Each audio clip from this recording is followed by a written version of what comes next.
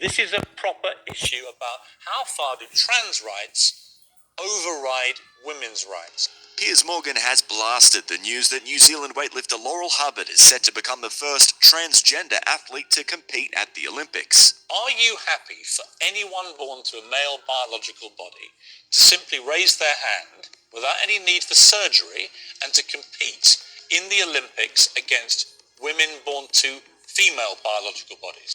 New Zealand's Olympic Committee named Hubbard as part of the women's team for the Tokyo Games after she satisfied domestic and international criteria.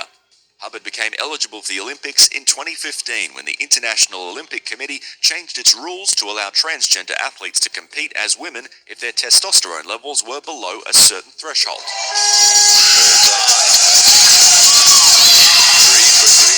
The Pacific Games gold medalist identified and competed as male before coming out as transgender in 2013.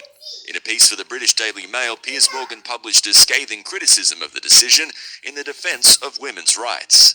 Trying to defend women's rights from a grotesquely unfair situation where people born to male biological bodies who have an obvious superior strength and power are now being able to simply say, I'm female, and compete against women born to female bodies. What am I doing that's so wrong? Piers raised the issue of Hubbard's unhappy competitors. Belgian weightlifter Anna van Bellingen described the news as like a bad joke, and Hubbard's former teammate Tracy Lambrecht said the concern of female-born weightlifters were being ignored. For other transgender sportswomen, it's an important step towards inclusion and representation.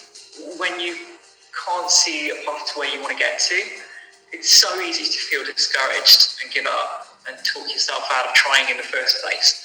Whereas for the vast majority of people in society, that's never an issue because they'll always look up and see people who look like them.